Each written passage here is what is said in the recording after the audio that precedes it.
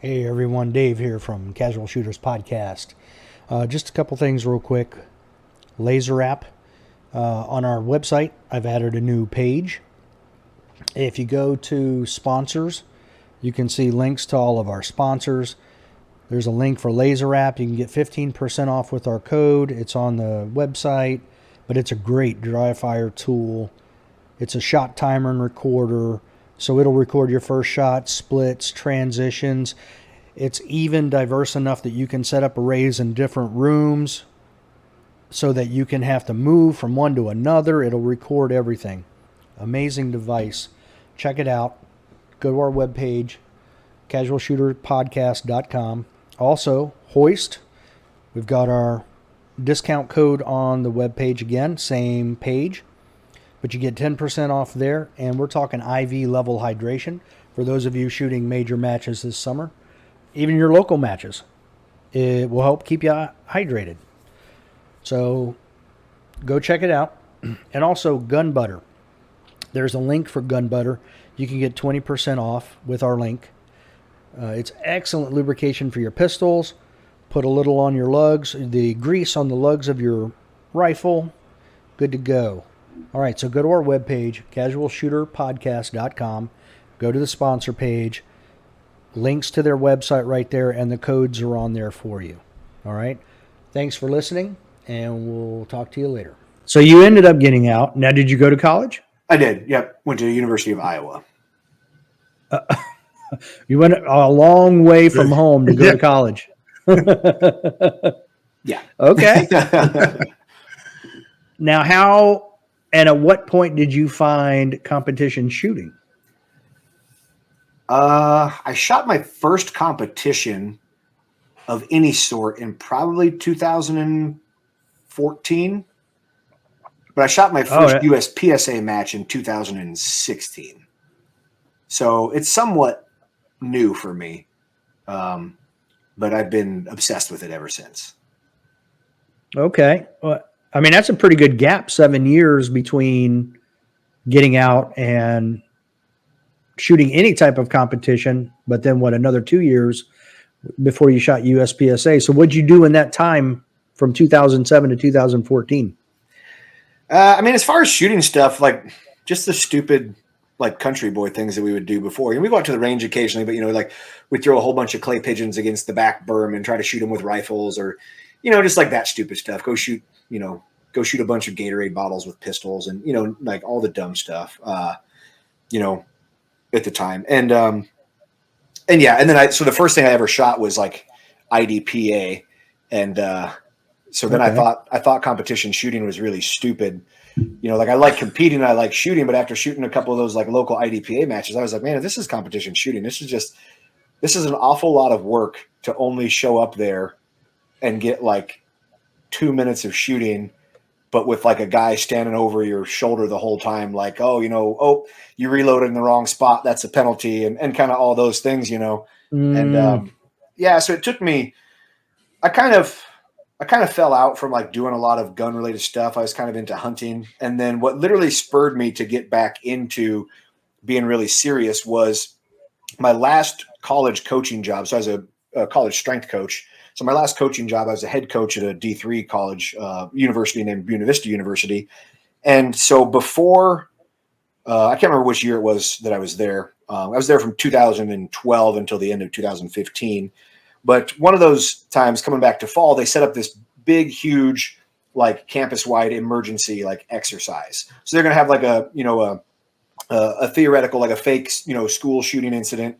And so they had like the whole jam. They had like multiple victims all in the building that had like the really fancy like fake wounds that you put on them. They had like the sheriff's department, the local police. They had like 2 life flight helicopters that came in onto like landed on the school grounds. They had like it was like all of those things. And they asked me if I wanted to be the school shooter, and I was like, obviously, like. But and so I didn't know like what they like wanted me to do. They just asked if I wanted to be, and I was like, sure. So I kind of showed up like, and I was literally wearing like my Marine Corps like desert digi bottoms, and and like a tank top or whatever. So they gave me a rubber rifle, and a rubber Glock 17, and they literally just made me go into this building. And they're like, hey, just go sit down in the hallway there. So basically it was just dumb. Like they wanted me to just like, they're like, hey, you're just sitting here. You don't even have blanks or anything. And like, this is kind of just like a foregone conclusion. So I'm sitting in this hallway and I was like, no, I'm not going out that way. So I grabbed this chair and I put the chair like in front of me. And so I'm in the hallway and all the lights are off. So like, if you look down the hallway, you can't see me. I'm just sitting behind this regular, like, just like office chair, thing. But I've got my rifle just sitting right between there. And I mean, it was like every classic stupid cop who got a rifle yesterday but doesn't know how to do anything stuff. So I could hear these guys. I'm on like the second or third floor, and I hear them when they're outside. Like, wow. All right, stairway front, like, all right, clear right, like just doing all that stuff. And they've all got like their lights on the whole time. So I'm just like sitting here like around the hallway and I can see the reflection of their beams, on the wall and stuff. And I'm like, all right.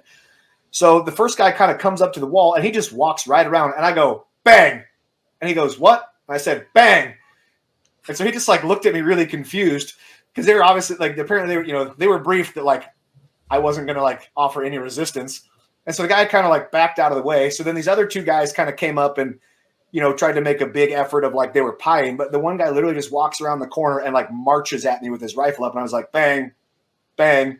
And he goes, oh, I got you. And I was like, I'm sitting down in a black hallway and you don't have a tack light on and you just walked around the corner. And it was all this stupid stuff. But eventually they call an index. They're like, hey, you're dead. They got you. And I was like, okay, if you guys say so. So we get done with all of this stuff. And they go to have the big hot wash after there to do the debrief. And there was one person not invited to the hot wash. And I'll give you one guess as to who that was. Yeah, I know who that was. And I mean, but like, think of the ludicrousness of that, right? So they set up this huge multi-agency. I mean, they literally had 2 helicopters come in and land on the campus itself, doing all of these things. They had their like mobile, like comms unit or whatever you call it, like their little mobile like headquarters, like van or whatever. All those command things. Center, yeah. Yeah, and so they bring all these people to do a debrief, and they literally didn't invite me to the debrief. So literally, when that happened, I go, you know what? I'm going to start training again because if that's who I'm calling, if I'm in a jam, I'm better off not calling anyone. So I was like, I'm gonna be my own 911 from now on. So I think we just saw that in real life. Yeah. It's actually kind of interesting you say that because I just went through basic law enforcement school for the fire marshal's office, and we actually got some of the top level training that I loved, and there was a program called Alert, which it deals with the officer rapid response team. And I'm telling you, these guys, when we trained like you said, like flashlights and everything like that. We were, taught how to project them off the walls and everything like that so that we're not saying, hey, I'm right here, and a way to go about how we actually cleared rooms and how we pied everything and, how we didn't say out loud, what we're doing. So that's actually pretty interesting to hear that from you. No, that's cool because it's like, I think people would be surprised at like how little training, if done well and seriously, can make a huge difference in your relative skill. But then the flip side of that is like people have no idea how unskilled like 99% of, like law enforcement or anyone else like is with that. Like they're just checking the box. They have 8, hours annually allotted to firearms, of which half of that is here's how to not shoot yourself. And, 2 hours of the remaining 4 is running qualification. And then they'll have a couple hours of kind of like shooting around a vehicle, at static target stuff. And that's it, Yeah. And I work with like a fair amount of cops at my normal job. And one of them is the chief of police at one of the agencies in the metro down here. And we kind of talk about that stuff. And I'm always kind of trying to needle him about like dry fire. And I'm like, hey, like if you had the guys come in, if you spent the first 10 minutes of shift and you just had them unload, show clear, and do 10 minutes around the vehicles real quick, it's like, man, by the end of the week, like those dudes would have 40 minutes of dry fire training. You could just put it on them. Like it wouldn't even be any like big thing. And he's like, oh, okay, I'll think about that. And I'm like, all right, I'm gonna keep pushing. I saw that Right. one. It went in there and it rattled for a second, but then it came out. But I was like, I'm getting Right. closer, like. Yeah. And the training that I went through, we actually used cert rounds. So you were getting fired at with cert rounds, and when they hit you, you knew it. Oh yeah, those things sting, man. Yeah, they do. So it's actually kind of, it was kind of great because you actually, if you're going to play the game, you're going to understand it, and if you're going to get hit, you're going to know it. No, that's good. Yeah. So I'm sorry, sim rounds, not cert rounds. I knew what you meant. Yeah. I assume you didn't mean the laser practice gun. So yeah. Yeah. Because those hurt. Yeah. Yeah. Hey, like that one there. Yeah. Exactly that one. Oh, It burns. funny. Yeah. Especially on us guys with fair skin. I mean, come on. But yeah, So- it's good training. So you guys must have had a good conversation after Uvalde then. Oh, me? Or not. Yeah. Yeah. Oh, yeah. I mean, I shoot with a couple of other cops who are like very serious. One of them anyway is a very serious competition shooter down here, and we usually travel together to matches and stuff. And so we've had numerous talks about that stuff, for certain. And like obviously, and that's someone who he's at my level of shooting. This particular guy, he shoots limited division. So he's very skilled. Cody, yeah. And Cody's very good, and I've told him, I was like, and I've had him come do a little bit kind of a combative, like a abbreviated, combative handgun class with me and stuff like that, so it's always like off, but and I've told him, I was like, dude, I would never talk to you again, ever. Like if you guys were involved in something like that, I don't mess around with that stuff. Like this wouldn't be oh, hey, I'll forget about it and I'll talk to you next week. I will literally never speak to you ever again. If you guys were involved in that, I hold my, the people that I associate with to a high level, and I hope they hold me to a high level, of standard on that. Right. Yeah. That was, it's a whole other podcast. Right, yeah. There's a lot of things to glean from that. Yeah, for sure. Now, so you shot IDPA first, didn't like it. What made you decide to try USPSA? Well, there was a couple of the guys that did IDPA that had recommended it to me. And where I was living when I was still coaching in college, it didn't exist anywhere around there. So I moved down to Omaha at the very end of 2015.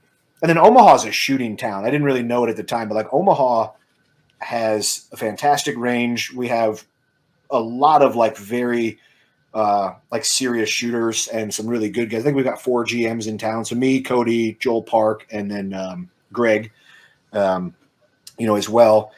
And, and so I managed to get a match in 2016, had an injury and tore my biceps. So I couldn't train again or couldn't shoot again until 2017 or the very end of 2016, I suppose. And then 2017 was my first full season of doing it. And I've only just ramped up and gotten more serious since then. I famously got myself fired from a job so that I could continue shooting a match that I was at.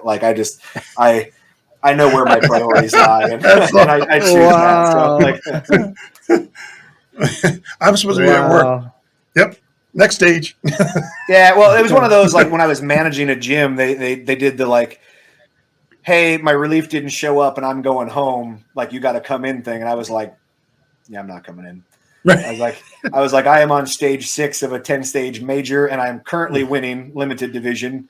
There's not a chance that I'm leaving, and that was a fireable offense. So, so that was Sunday. Come Monday, I was gone.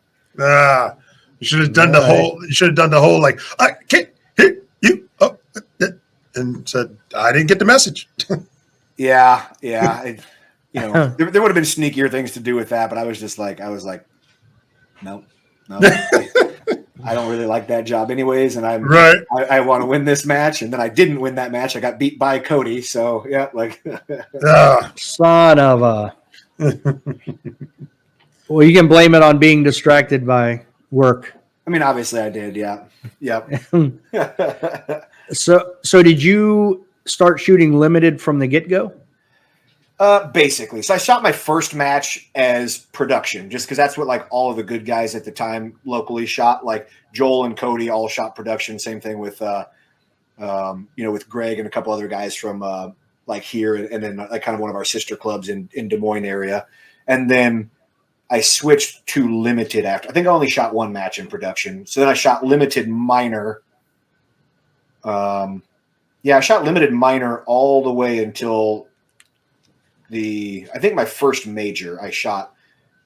That was my first like match that I shot with a major power factor gun. I was just shooting a 9mm XD in limited division. And then I switched to a 40 cal XD because obviously a 40 cal XD is a prime limited division gun. Yes, of course. And then I shot that until 2019. So I shot Nationals 2019 out in Utah, and then I switched to carry optics after that. Now, was that the year of the when they had that bad dust storm? Yeah. That actually happened to not, whatever I was morning or afternoon on that day. It happened to the other set of people. But yeah. Okay. Yep. That was like us at Nationals. We were in 2020.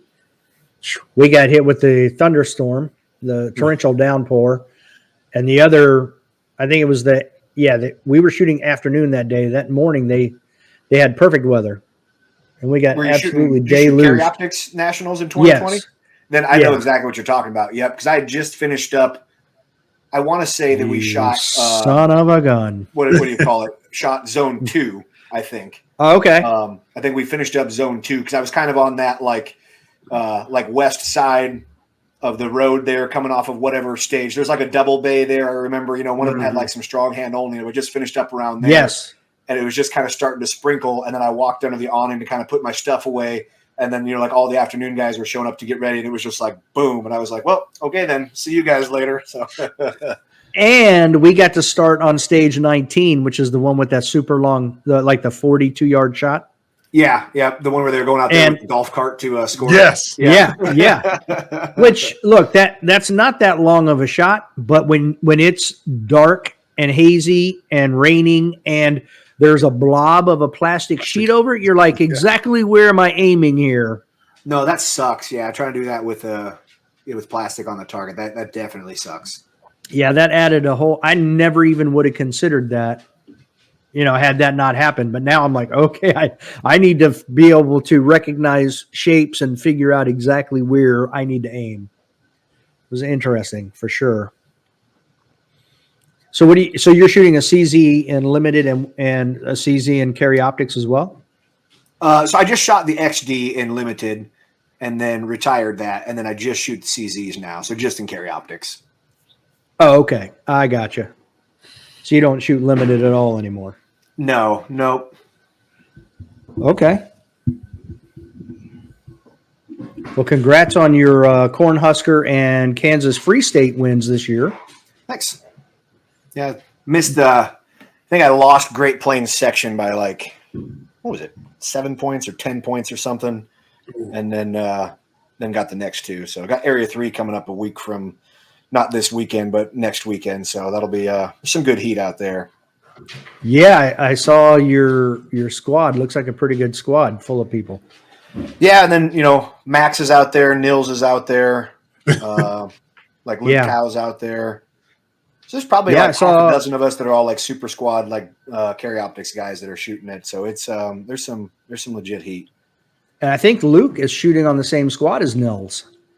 I think so. And another guy who I know that's very good, Nick Walden, he's on that squad as well. Nick was on the super squad with me last year. He's from North Dakota, but he shoots most of the majors around that I do. So I know him very well. He's a very good shooter as well. Okay. Yeah, there should be an interesting match, especially with the results of the area. What was it, 5 that just occurred?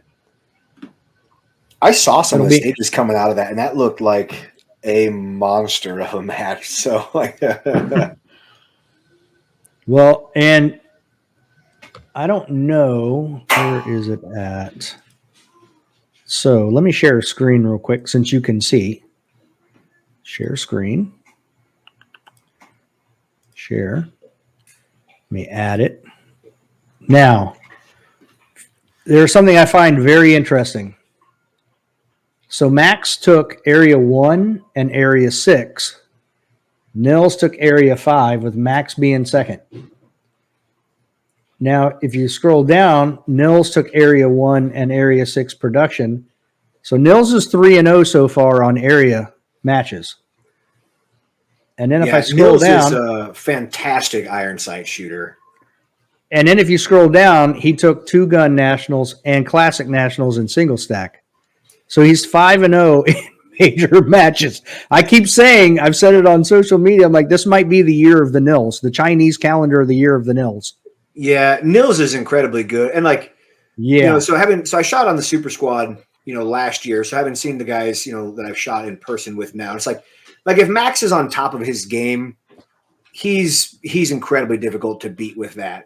But he lost 100 points on one stage at Area 5 to Nils, and he got beat by 100 points. So it would have been a very tight race.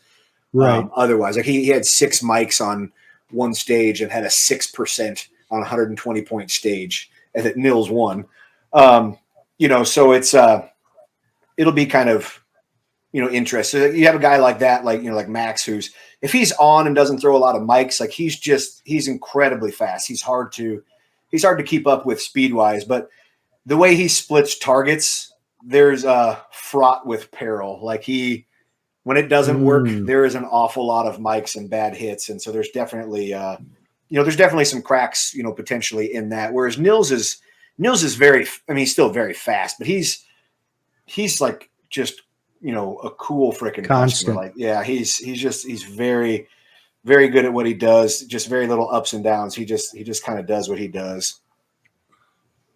Yeah, that's for sure. Yeah, he's very consistent. And he's been shooting iron sights all year up until Area 5. So it'll be interesting now with the switch over, shooting carry optics right up until nationals. So it'll be interesting. Fourth in nationals and limited last year, shooting minor power factor. Like second. Or was it second last year? He was 10 points behind Mason. Maybe it was the year before he got third or fourth shooting. Yeah. So yeah, he's very good with iron sights. He's ridiculous. Yeah. Yeah, it's ridiculous. So that's where I was going to go next was Carry Optics Nationals. I know you're shooting it and you're on the super squad. Yep. So this has got to be the most competitive Carry Optics. Well, not just Carry Optics, but any nationals ever, because JJ is going to be back there. Max is going to be back there. Christian's going to be there. You'll be there. Nils is going to be there. Wanzik's going to be. Anybody who is anybody is going to be there. Now, I'm not asking you who's going to win, but I am asking you, who do you think, if you were Las Vegas, who would you put as the betting favorite today? Having shot last year, in the super squad, so it'll be much of the same guys and kind of seeing how it plays out. Like, it's hard to bet against JJ on that, because JJ is the only person who is like max fast, but he doesn't have, kind of the head case problems that kind of come along with, that. And that was like last year, I think Max had like 8 mics and was just kind of like all over the board on stuff like that. So it's hard to bet against JJ in that, because JJ, those two are kind of like at their own level as far as like speed. Like, just nobody else is quite as fast as they are. So I would lean that way, but I would not be surprised if Max got it or if Nils got it, for that matter at all. It depends, I think, a lot on the stage type and stuff like that. And Mason, I think Mason shot something like 97% or whatever. And Dazzy, you almost forget about Dazzy. Like, Dazzy's very good. I think Dazzy shot 98 or 99% last year, like kind of like under the radar like guy. So I've never seen him shoot. So like, I just like, I don't know like like what he does like, well, like if he's a really fast guy or what his thing is. So, but Yeah, no, it's definitely going to be very competitive. Last year was incredibly competitive. So like last year, I actually shot about 1.5% higher, but I finished 6 positions lower in 2021 versus 2020. So I was 6th in 2020, shot better in 2021, but finished 12th. Yeah, and that's just because of all the ridiculous heat that was there. Just tightened up. Yep. Yeah, and I forgot about Mason. Yeah, he'll be back there. But I mean, you've got the addition of Christian. Now, what do you think about Christian in speed compared to JJ and I don't honestly Max? know, like, carry optics wise. Okay. Like I just, I'm just trying to judge people on like what I've, seen on that. Obviously he's very fast with open gun. So I presume he's probably still very fast. I've seen, honestly, I don't know how his gun is carry optics legal. It's got like a humongous thumb rest on it. Like it is just a big monstrosity of a freaking gun on that. But he's obviously like very fast. And there's something, I had kind of a theory that I hadn't been able to work out when I was shooting limited, which is that like I had wondered if shooting open would make you better at shooting all the other divisions, because it would basically be like doing over speed training. So like, getting to train at like a speed that you could not handle with irons or with a 40 caliber, like gun and all that. But if you were shooting a legit open gun where now you kind of have the dot and the compensator and the single action trigger helping you, I was like, man, I wonder if you shot a bunch of open, if it just kind of lets you taste that next speed, and then it makes you, kind of able to tap into a little bit more of that before. And so, I presume that, like open and carried optics are very comparable as far as, speeds and things. Obviously the major power factor is a big advantage for open. So I presume that he'll be, just as capable in carry optics, but It's going to be a shootout. That is for sure. I'm definitely going to have to call Vegas up and wonder if they're going to put the odds up in either Caesars or the win. Call the sports books up and be like, going, all right, who's putting what on what? It's Now, definitely like a horse race. Now, what are your thoughts about a 15 stage nationals versus like when it was at Frostproof, where it's roughly 21 stages? Yeah, I shot Frostproof twice, and then I shot Utah once, and then I shot Talladega, and I liked the like the 21-22 stage nationals. Right.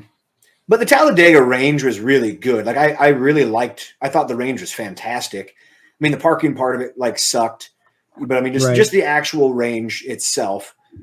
But it is a little weird because, there was issues with like, guys having like, one guy who's kind of in my extended, circle from Minneapolis, like had to shoot in the dark basically on like, the first or second day. And there's like first day. Yeah. Like the big hill on the backside of the range with all the trees on it. Well, the sun gets stuck behind that way before it's actually sundown. So, you get kind of caught at a weird time of day, and you could definitely be, kind of facing issues. And then also, what was it? You can't shoot until 9 a.m. there. Is that what it was? You had to start an hour later. So it pushed everything back. So it's like, obviously like you couldn't really add more stages at a place like that. I thought I read they were having 19 stages this year. Oh, okay. I thought that's because USPSA posted something like, Carry Optics Nationals, a 19 stage event or something. Because last year was just 18. It was like 6, 6, and 6. But which isn't that bad. But, I like I like having a lot of stages like that, because then it really rewards consistency, which is what you expect to see from, the guys who are going to finish the best. Is like there's 50 people out there in the country who can be as good as me on any one stage for sure. But it's like, how many can keep that together for 20 stages? And that's the difference between the really good shooters and the guys who are, this level or that level below them. Right. Yeah, absolutely. Yeah. I feel like Talladega was built around their rifle ranges, and then everything else was built thereafter. So, which is a gorgeous rifle range. And I'm not familiar with it. I just saw it from like, out the building that you checked in at there. But I thought like the whole campus was just like awesome. Like it's very clearly a really cool, just like range, facility and all that. The only thing that sucks is that you kind of have to park out there randomly on the road and then walk to everything. Or if it's day 3, you go up there and there's definitely not enough room for everybody to park, but everybody tries to park up there anyway. So for sure. Now, what is do you have any your training between now and nationals? Is there any change from what you would normally do during the rest of the year? I mean, all I'm doing right now is I've added an additional day of live fire, so I'm trying to do like 3 days a week of live fire. Okay. Just because, well, honestly, like it's caught me off guard multiple times because, man, it's a month away. Like just slightly over a month away. So I'm like, okay, 5 weeks. I have Area 3 next weekend, and then we'll have a local match the first Sunday of the month here, and then I'll leave, basically to go right to national. I'm like, dude, you don't have that much time left to like get a serious round count in. So I've been trying to get more of that. And then I've kind of this whole year, I haven't done any like match speed training for the most part. I've tried to just basically stay like foot on the gas training, from like April or whatever I picked up like heavy training until now. Cause I think that's one thing I think it's been holding me back is that like, the problem with when you have majors kind of stacked up is that, you want to train really hard and kind of train kind of in that out of control range. But it's like when it's the week of a match, you're like, okay, get some good training in, but make sure, like don't be doing something stupid, like kind of training like realistic speeds, keep yourself fresh or whatever. But if you have like, a major every 3 weeks, you basically don't have time to do any of like the overspeed stuff because you always have that match coming up where it's like, hey, I don't want to train out of control before this match and then shoot the match out of control. So I've been kind of like, screw it. I'm going to stay training at a little bit too fast of a pace. And maybe the session immediately before I go to a match, that one will be like a normal pace, but all the other ones I'm like, just try to stay fast. It's like, cause I want to win majors. I definitely want to do really well at Area 3 because it's my area match as well. But it's like, if you're like, hey, do you want to blow Cornhusker Classic out of the water and do okay at nationals, or would you rather like be a little bit wild, give up some points, lose Cornhusker, but do really well at nationals? For me, that's an easy answer. It's like I'd rather. Oh, for sure. I want to do better on the bigger stage. So, absolutely, especially with those names being there. Yeah, and it's like I've shot carry optics. This is my 3rd year shooting it. I've been super squad level like 2 years in a row now, which I think is like legit. So it's kind of like trying to establish myself as being like, hey, like once you win level 2s and stuff, it's like, okay, like now I need to be a guy who's threatening to win level 3 matches and who's shooting 95% of points at at nationals and stuff like that. So always something to work for there. I mean, you're averaging 9th place, so I'd say you're doing something right. Yeah, and it's like I'm averaging about like 92%, which is good, but it's not great. Like there's still like like Nils and Mason, like those guys are still kind of like a level above me right now. Like if they shoot their match and I shoot my match, like I'm like I haven't been there yet. So it's like okay, like need to break up into that next tier, and then from there start looking at the kind of the top tier of that. There's always a rear naked choke, Lane. I mean, I think you win it. I got my money on you. It'd be simpler if we could combine, pursuits into that. So I don't know if anyone else is spending as much time on the mats while they're training for nationals as I am, but probably not. Now, all right. So before I transition into your BJJ stuff, what does your make ready look like? Ooh, that's a good one. So I pretty much step up. I draw to if I'm able to draw to my first target, I draw to my first target. And then like now I've started doing where I kind of like, charge and dry fire like 5 or 6 times. One, just to kind of get a feel for my trigger again and check my dot. But I had was it a local match? Yeah, I had a local match where it was a mag that I had dropped on the ground during a reload on a previous stage. It must have got a rock inside of it. And then I shot a stage, and somehow that rock traveled up between those rounds, and it got like under my trigger bar or whatever inside my gun. So when I went to make ready, and so I did that. So, so I kind of drew to my target, like went to pull the trigger, and the trigger wouldn't move back because the rock was physically blocking it. And I was like, oh shit. So luckily I hadn't made ready. So I was like, oh, hey, can I just go switch to my other gun? So no big deal. So now I hadn't been doing that like for like a specific reason really, but now like I do it specifically just to make sure like, hey, let's real quick double check and make sure when you squeeze that thing, you're going to get some action out of it. Wow. Then so I charge one, press check it, back in, top off, back in the holster. If it's a shorter stage, I'll kind of like real quick, like sort of run in my head the targets that I'm doing. And then something I started towards the end of 2020 that I kept doing now is, I don't know if there's a specific word for it. I just call it cueing. And so I basically like tell myself like three things. I say, bring the gun in tight, bring the gun in tight, bring the gun in tight, grip hard, grip hard, grip hard, shoot alphas, shoot alphas, shoot alphas. And then kind of put my hands in, whatever the ready position is. And, when I started doing that, I definitely like got a benefit out of it. And it literally just started because we probably all do this in some regard, like I'm training and I would shoot some string of fire in a drill. And I'd be like, damn it, Lane, bring the gun in tight. I shoot another string. I'd be like, listen, grip the freaking gun hard, and then we do another one or whatever. And I'd be like, listen, shoot freaking alphas, And so then it kind of clicked on me one day. I was like, okay, instead of like doing stuff wrong and then yelling at yourself, and like, why don't you just go up there beforehand and say out loud exactly what you want to have happen?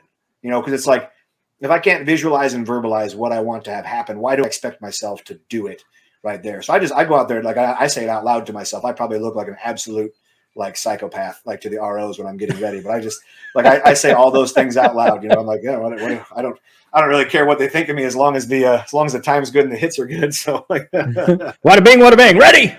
Yeah.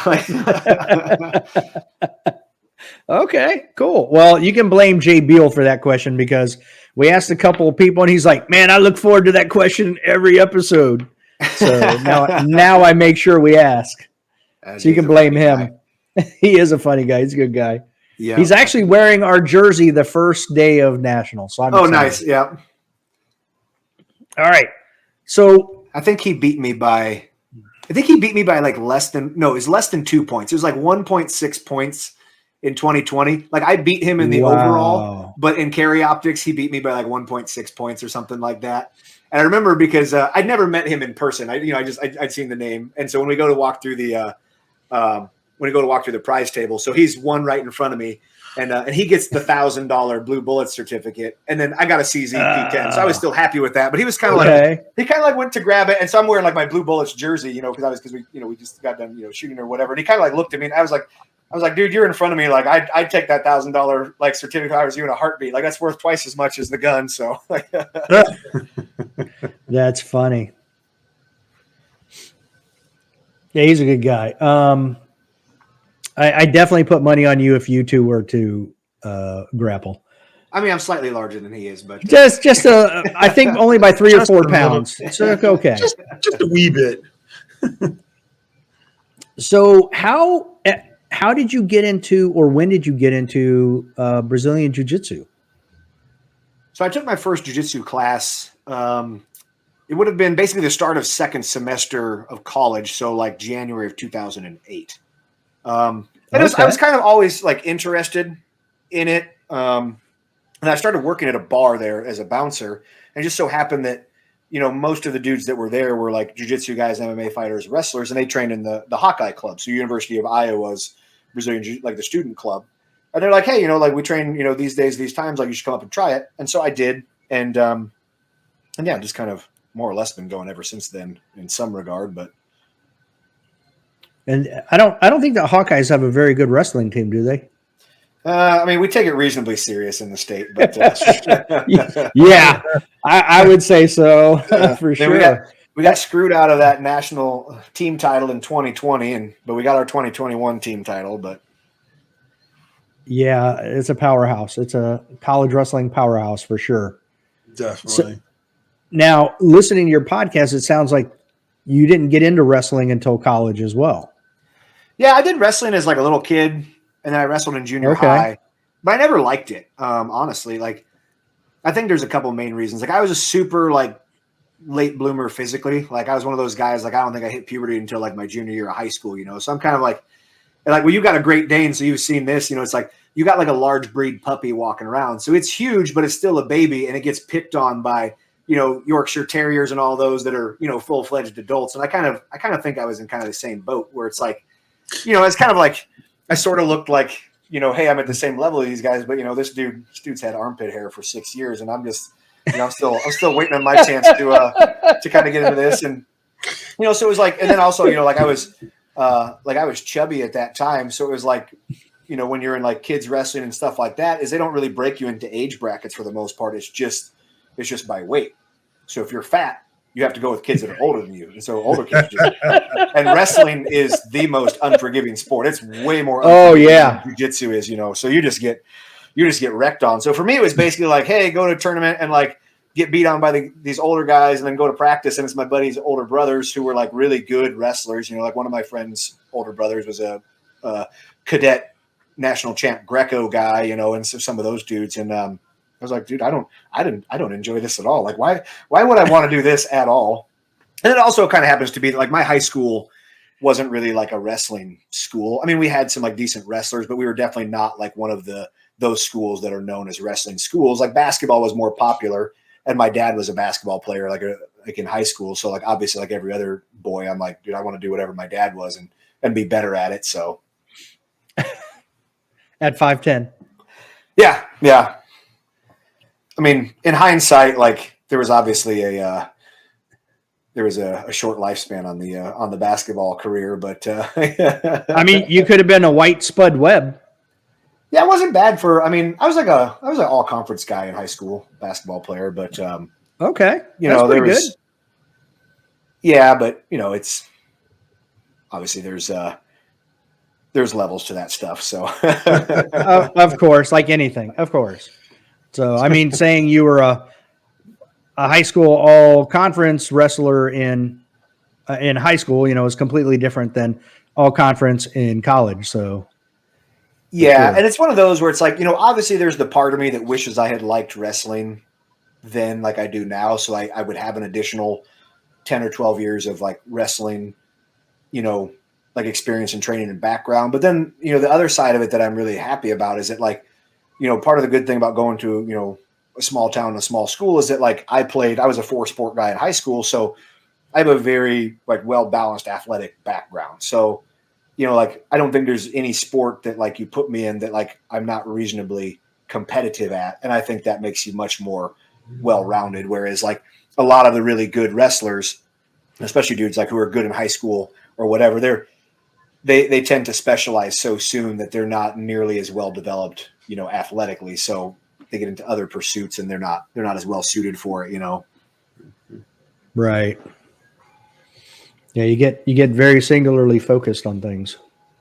It's like, man, like it's an unforgiving like sport. And it's like, the good thing about starting younger in something like wrestling is, obviously your formative years is the best time to like train and learn stuff, for long-term success. But it also means like, okay, now you're adding another 10 or 12 or 15 years of like hard miles on the body, So, I mean, I'm 37 now and have 14 years of like, jiu-jitsu and stuff. Plus you add the Marine Corps stuff before that on there. But it's like, now imagine if I had like another like 10 years of that stuff on there, like, and I'm already a wreck. So like, yeah, I know exactly what you're talking about. I know. I was like sitting there going, as soon as he said he was 37, I'm like, oh God, I wish I was 37 again. Well, Huggy, tell him what you did, Huggy. Oh, I played football over in the World League for the Frankfurt Galaxy. So back in the 90s,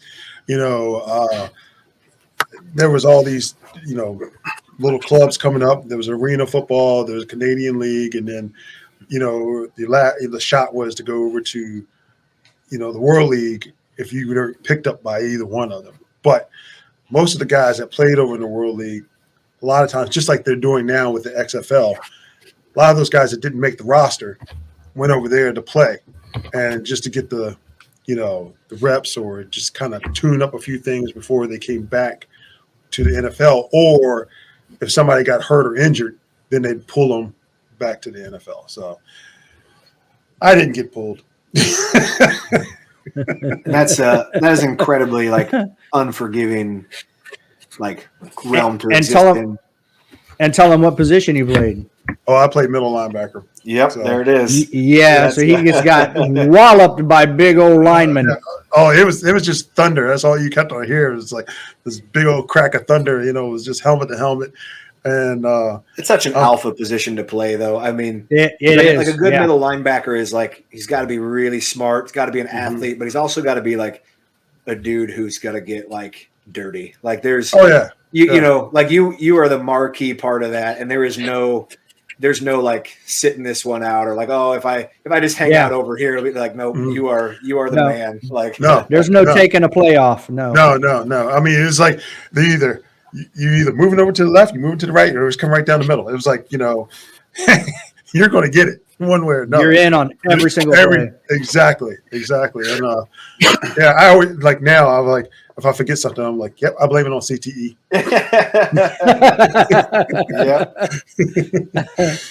Yeah, but I love the fact that you're in the Brazilian Jiu-Jitsu. See, that's CTE. CTE. I'm telling you, these punch guys, right? Oh Lord! And I'm waiting for Leo. I'm giving Leo an opportunity to jump in, and he's just like, "Nah, I'm gonna let this one go."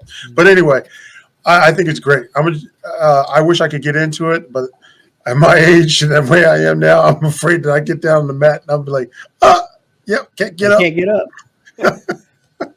There's definitely like, and I mean, honestly, like people start at any age. Like my club we're primarily a masters club, not like intentionally, but that's just how it works. Like masters in jiu-jitsu are like guys who are 30 and over, which means you can compete in the masters divisions at tournaments. So guys, that's just where he lives now. His new house. Yeah.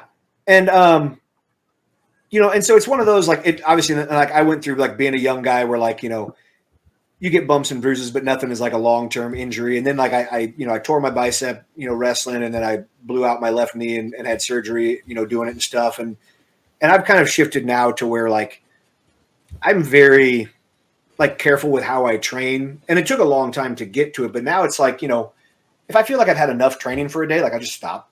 Like I don't have to be like, oh, class is still going, or hey, it looks like everyone else is going hard. Like you bet. It's like, nah, I'm good.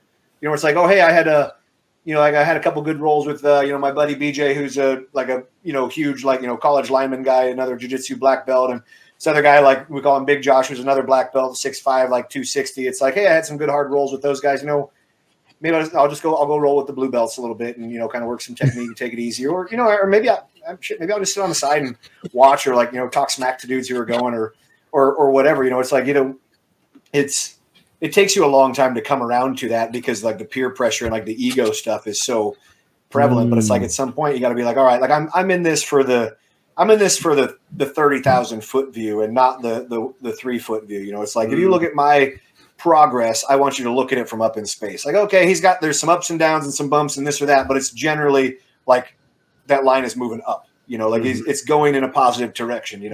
Right. Like, but you get too zoomed in.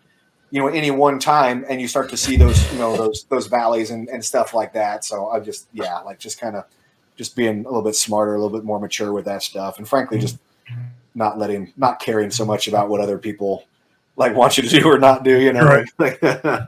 Well, I definitely would be like covered with Bengay or atomic bomb and everything. Just not be like, I do that going into the match.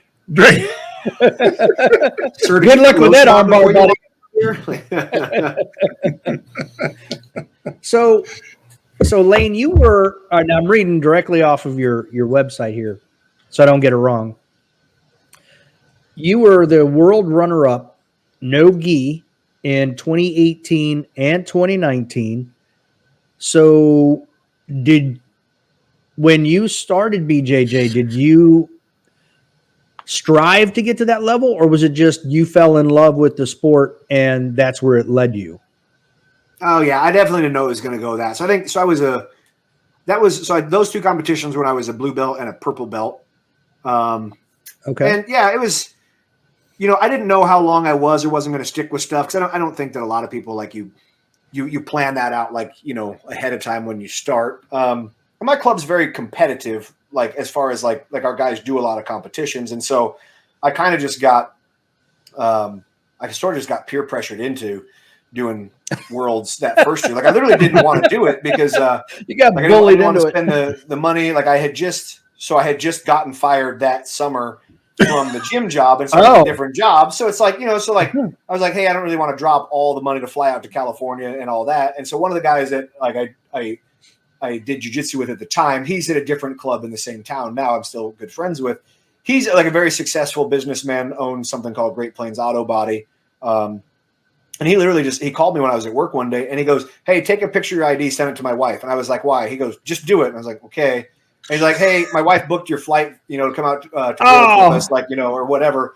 And so he's just like a very generous guy. Like I never asked. And frankly, like if they hadn't already bought it, I wouldn't even have like accepted it. Cause I'm one of those people, like, I don't know how to deal with gratitude and compliments and stuff like that, But so Matt basically just covered my ticket. So I flew out for that, did the competition. And then the next year I had intended to go out because I knew a bunch of guys from the club were still going. So then I kind of signed up for that. And then they canceled No-Gi Worlds in 2020 because of Corona stuff.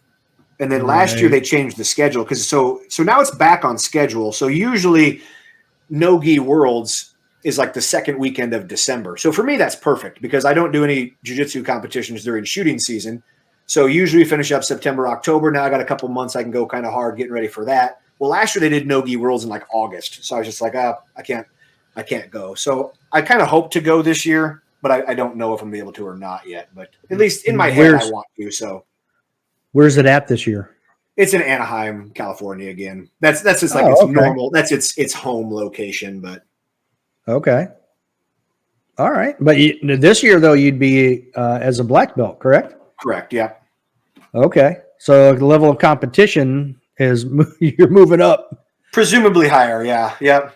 Well, right. And like, and like competing as a masters is so like, obviously, so black belt's kind of like, GM shooting wise, it's like, that's like the overflow reservoir. Like once you get to black belt, obviously like there's not another belt level to go up higher to. So you'll have dudes that'll be in my bracket who have been black belts as long as I've been doing jiu-jitsu, So it's a, right. And then the other thing about masters divisions is the length of matches is shorter.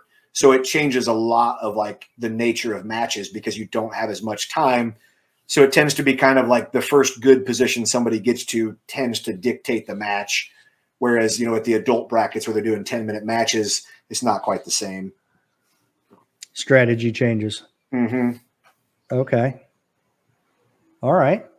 How long do you think you'll be, how much longer do you think you'll be competing? In jiu-jitsu? Yes.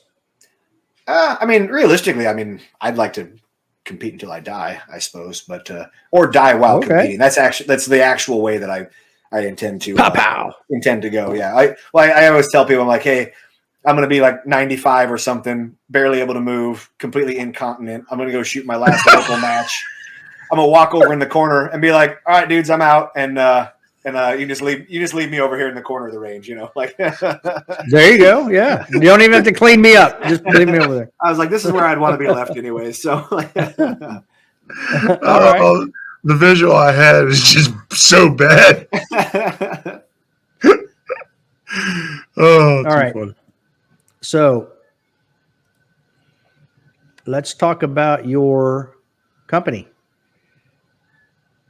Bastion Black Performance. You offer training? Mm-hmm. Okay. I see here both firearms and combatives. So it says here combative handgun solutions and ground fighting solutions. I assume those are mixed, or are they two separate things? So those are like right now they're kind of separate. So as it sits right now for most of my combative handgun solutions classes are like 1-day classes. So for those, I pretty much stick to only being on the feet for all the stuff that we do. Whereas if somebody wanted to set up like a 1-day ground specific class, and that's my ground fighting solutions. But what I'm like transitioning to and what I want my combative handgun solutions class to be is like a full 2-day class where, we're all including, on the ground, on the feet, against the barriers and stuff like that. So just kind of a work in progress on that. Okay. And then on the firearm side, it looks like you've got private lessons, competition-specific classes, as well as defensive and tactical pistol-specific classes. Yeah. Anything in particular there, or just not really? I don't honestly teach very much live fire stuff. I teach primarily the combatives integration stuff that I do. But I kind of list specifically, like occasionally I'll do private lessons with people, and then it's sort of kind of just like, hey, what do they want out of it? Then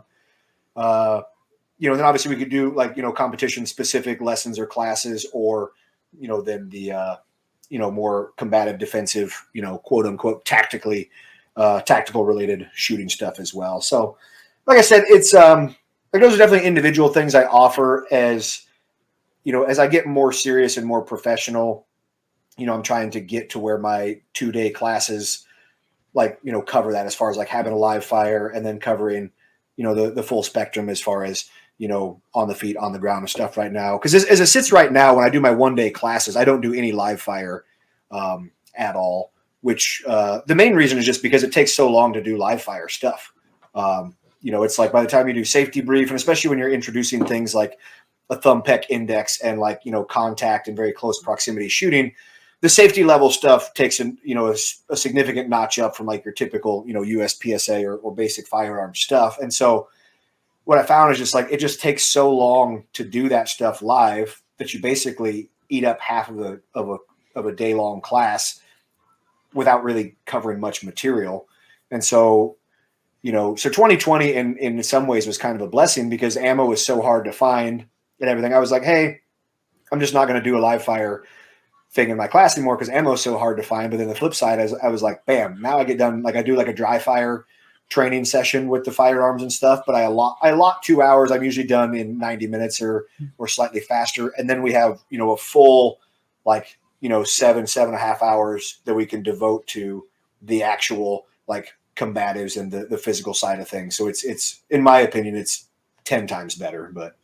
You guys have any other questions? You want me to unmute you? So actually, Lane, you also was at Baylor University. Yep. So how'd you like that? I did not like that. Really?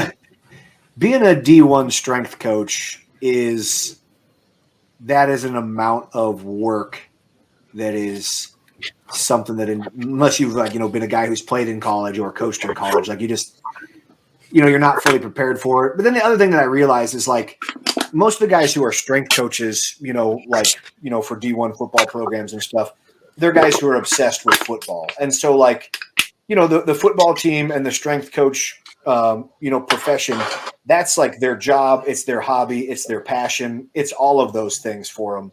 But for me, it was like I didn't like it that way. I like the numbers and I like the science and the training, but I'm also like I'm a guy. I'm like hey, it's 4:00 and we finished the groups. Let's just turn the lights off and go home and like go play with the dog or go train this or that or whatever. We'll come back tomorrow morning, early for the next groups. But like there, it's like nope. Like you're there at like 4:30 in the morning, leave at 8:30 at night.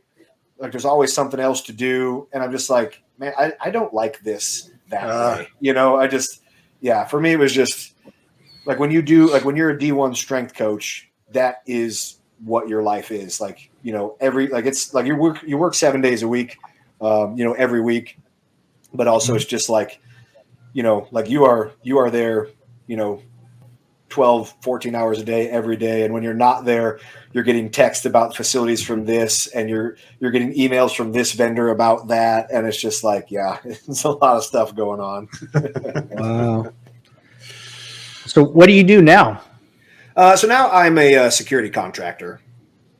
Okay. So I work for, so it's kind of interesting. So the gym that I train at is owned by the same company and the same like family who owns the company that I work for. And they offer we're kind of like, for the most part, like a high end, like executive protection, corporate security Okay. Kind of thing. And we have a lot of security gigs that we do, but we're kind of, not to like sound like I'm braggadocious or whatever. We're kind of like the higher end security versus like the Securitas and You're kind of like a big thing. Well, yeah, it's like, not the dudes that are down protecting the goalpost at the football games, but the guys who do more of like the upscale sites and the personal protection details and things like that. I say that, Lane, because one of our first interviews, when we started this podcast October of 2020 at Nationals, and we shot with a woman whose very first USPSA match was that Nationals. Oh, nice. And yeah, so we became, friends with her and her husband, because her husband was there on every stage. He was like pasting targets and painting steel and helping her load magazines. He was awesome. But they told us a story that when they met, they were going, he's also a BJJ black belt. Mm-hmm. And they were going to a competition, and he told her, he's like, look, when we get there, just so you know, I'm kind of a big deal. So now that's our running thing. No, I definitely don't say it like that. But it's like, I suppose everybody thinks it about the industry that they work in. But, there's definitely there's low end people and mid tier and high tier kind of, people that you want to work with. And it's not that one's necessarily better than the other. It's what you bring to the table, as far as, assets, and also like what you want out of a particular gig. If you just need some place to go sit down and play on your phone, like there's plenty of places that'll pay you $14 an hour to just be present, but if you want to make better money, you have to bring better things to the table, Right. I will say that I was shocked that you advocate grabbing some dude's junk when you're wrestling. Just saying. Oh, I would, in a heartbeat. Yeah. Yeah. Junk, butthole. I am famous as a butthole grabber in the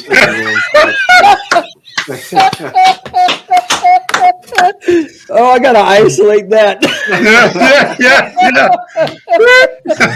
That's hysterical. What I always told the guy is like, if it wasn't a handle, why would it be where my hand wants to go when I'm in this position? It's just like, it's like that little hand thing on your, like on your car door when you get in and they're like, oh, hey, don't grab that. I'm like, why wouldn't I grab it when it's right where like I want to put my hand when I'm getting in here? Yeah. It's funny. I feel you, because I'm gonna tell you right now, on a lot of those football piles, the stuff that happens. I mean, if you weren't wearing a cup, they were going to find out real quick. Yep. There's dudes that are famous for that, like just like being that guy in the pile. Oh yeah. But being a butthole grabber. All right. Before I gotta real quick here. I got to make sure everybody knows what we're talking about. All right. So right here, folks, if you want to know what we're talking about, this episode of his podcast, Modern Grappling Trends and Grappling for Self-Defense, it's towards the end, but it's legit and it's hilarious. I actually rewound it. I'm like, did I just hear what I heard? I rewound it and had to listen again. I was like, oh, I got to bring that up. It works. Yeah. Yeah, sure. It sure does. All right, Leo, you got anything? Man, he is seriously delayed. Woo! Yeah, he is. All right. So, Lane, how can people get a hold of you if they want to do the training? There's obviously your website, but any other way, or is there a better way? So the website's good. I'm just Bastion Black Performance at Gmail, or I have Bastion Black Performance Facebook and Bastion Black Performance.